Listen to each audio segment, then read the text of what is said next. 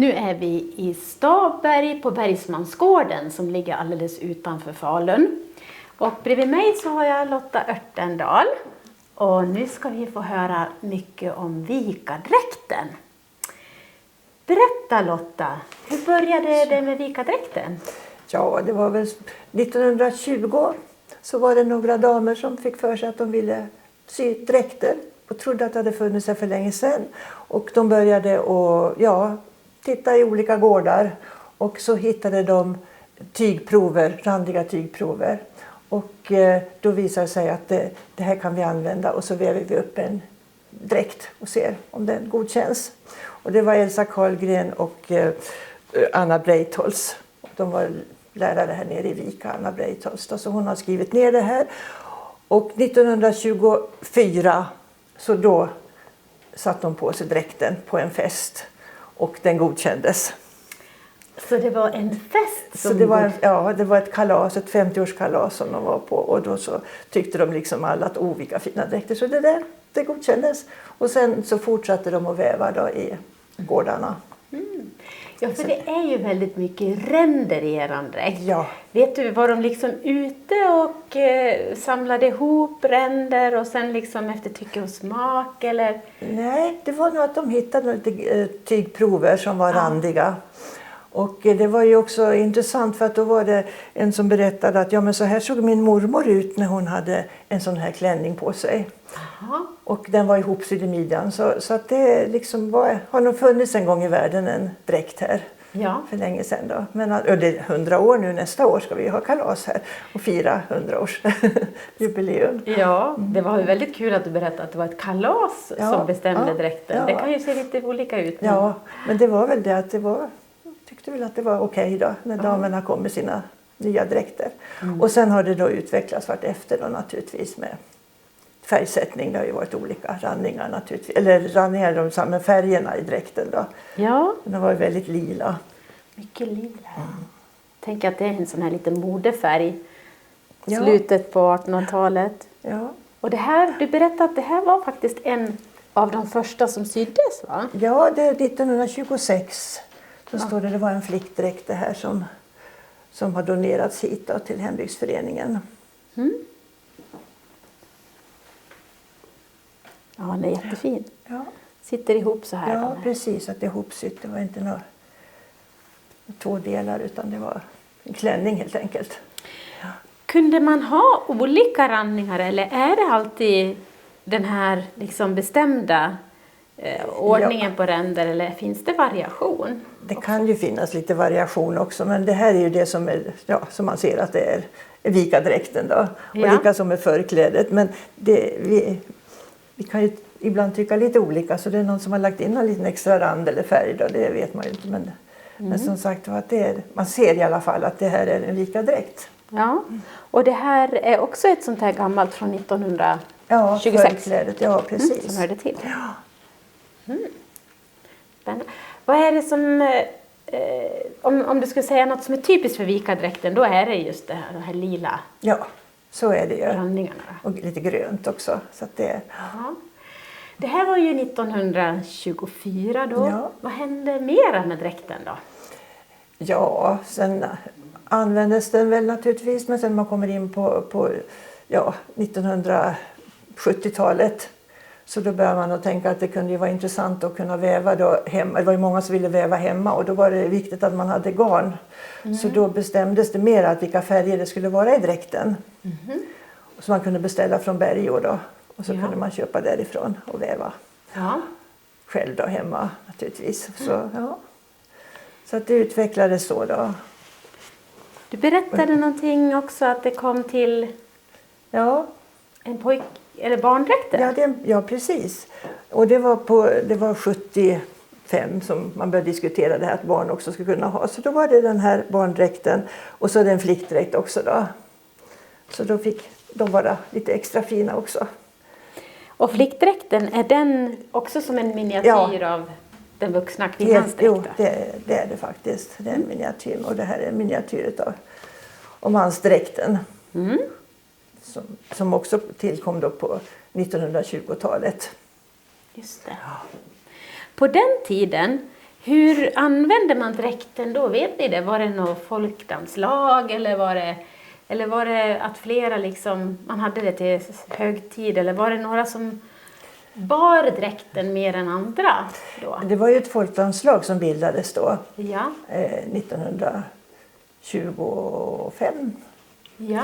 Och det var Brodde Albin som var spelman.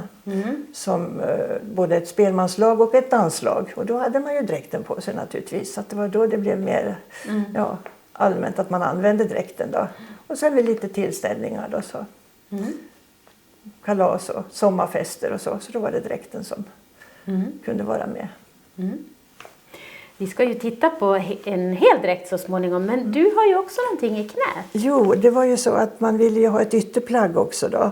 Så att då 1977 så började man diskutera om man skulle göra ett ytterplagg till kvinnodräkten. Och då var det då att man skulle gå till närmsta socken och då gick vi till Stora Tuna och där har de typ sån här liten jacka då. Så då kom den här till men sjalen är nog den bästa att ha naturligtvis för den här lite trång i ärmarna och sådär. Men att det är väldigt vackert med den här. Verkligen. Ja, och så lite skört här bak också då. Så, att Så då var det på 70-talet kan man säga en renässans att en grupp igen då liksom vidareutvecklade idéerna från de här två skollärarinnorna då. Precis. Och liksom kom ihop och gjorde något Ja. lite flera plagg då. Ja, jo precis. Det var ju så att man ville då utveckla. Och då vävdes det sjal också till. Ja. Och så gjordes det en vit jacka som såg ut som mansdräkten. Men det var inte så lämpligt. För det var, vi diskuterade mycket med Birgitta Dandanell på Dalarnas museum och Liv Trotzig. Ja. De liksom var med där och bestämde. Och Anna-Stina Risberg då, som bodde på den här gården då. Ja. Och 70-talet var med och ordnade direkt sammankomster och styrelser som var med och bestämde lite grann då hur det skulle vara. Det blev en liten direktkommitté där då. Precis, så var det.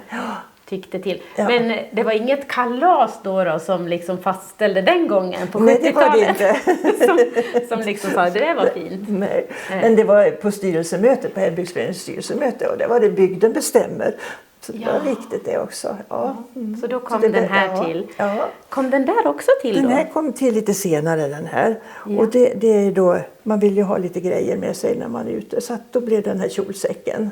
Och då gjorde man den i svart kläde och sen så är det då broderat med mönster ifrån bindmössan då, som finns till dräkten. Det finns ju olika mönster där så då gjorde man det. Och i kedjestygn här då, så att det är också ett viktigt plagg.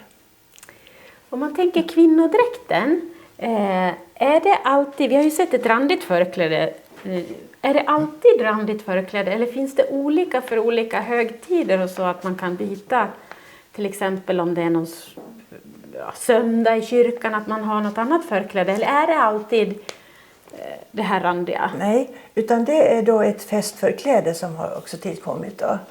Och det var ju då ett vitt förkläde som man väver själv. Ja. Och till bröllop och till större högtider då. Så det finns det också möjlighet att väva själv då nere i Vika. Och sen så kom det sorgdräkt kom till också. Så det finns det uppsättningar både i Vika kyrka och i Horsjö kyrka. Och det är en svart bindmössa och det är ett sorgstycke med bred foll. Och det är en sjal, vit sjal i tunt tyg. Och det är ett förkläde med bred skofoll. Man hade ju väldigt breda follar då på de här sorgeförklädena. Beroende lite på hur nära anhörig det var faktiskt. Men här har vi bestämt ett mått då, så det finns att låna där också på kyrkan då. Är det många som använder de här varianterna idag? Det tror jag inte. Det var mer förr faktiskt när det blev i ordning gjort det här då. Men nu tror jag inte jag har pratat lite grann här med några lite stycken. folk. Ja, för att höra. Så att det var nog faktiskt så att det var när det var nytt som man använde det sen så. Ja. Men hur tycker du dräktanvändandet är idag här då? Ser man Vika-dräkten? Ja, jag kanske det börjar komma lite förfrågningar nu också. Och det finns ju en vävstuga nere i Vika. Och de har haft då en väv uppsatt och så man kunde åka dit och väva. Och nu var den slutvävd. Så att vi kan ju hoppas på att det ska sättas upp en ny också då. Är det sånt här till både liksom själva dräkten och förklädet då. Precis, det är det.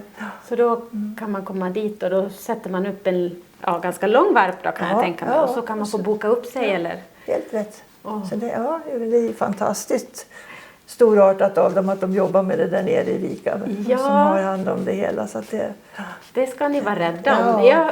Vi är ju ute och intervjuar ganska många och på vissa ställen så är det alltid någon väv till någon dräkt igång. Men det är väldigt många vävstugor som inte alls väver någonting till dräkten utan man har problem och liksom få fram tyger. Så. Ja, men det är viktigt det där också. Ja. Och så där är det ju en liten hård mössa till, bindmössa. Ja. Som innehåller rågröt man limmar med. Ja.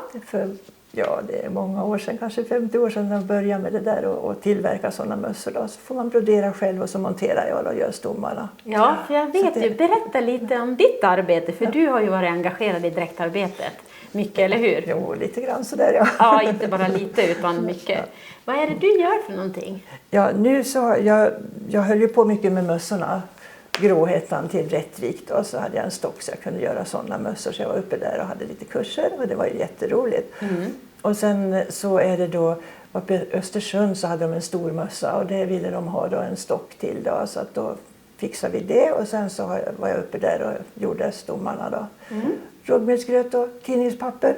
Ja, så det var sån tillverkning. Ja, tillverkning. Och sen så har det ju varit här i Vika också som jag har haft både kurser och så att tillverka om det är någon som behöver en mössa så kan jag fixa det.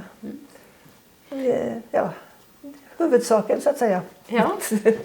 Men ute i gårdarna här då, finns det mycket Vika-dräkter runt om sådär eller kommer de fram någon gång, dräkterna? Ja, men det tror jag de gör, hörde. De vädras nog ibland, det skulle jag säga. Så och används också. Ja, jo men det tror jag nog. Nere i Vika så brukar det vara på midsommar naturligtvis då. Ja. Och nej men man får engagera också. Och ordna lite tillställningar så man kan använda dräkten också lite mer tror jag inom hembygdsföreningarna. Men en svag uppgång. Ja, det säger jag. Det tror jag säkert. Det känns så. Ja, det känns lite förfrågningar här om olika detaljer till dräkten också. Så att det... Vi ska ju titta lite grann nu på både mans- och kvinnodräkten. Och så ska du få berätta lite mer om vad det är de har på sig. Men det var väldigt fint att komma hit och till den här fina gården som hembygdsföreningen har hand om här på Stavberg. Ja, vi är stolta över den här gården. Hela platsen här. Ja, det förstår jag. Många besök. Tusen tack Lotta för att vi fick komma hit. Tack själv. Och här har vi Vika mansdräkt. Och då är västen samma tyg som i kjolen på kvinnodräkten. Knapparna i byxorna är gjorda av 5-öringar som är utslagna här. Så lite extra special. Och sedan så är det en kravatt och en vit skjorta.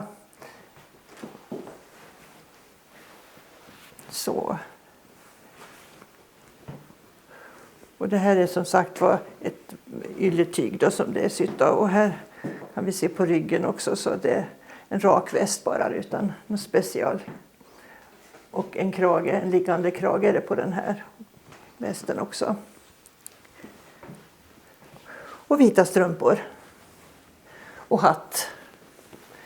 Med band ifrån förklädet på kvinnodräkten. Så, och så går vi över till kvinnodräkten här. Så har vi Anna-Greta som har... Ja, du kan komma hit. Som har en sjal som ytterplagg.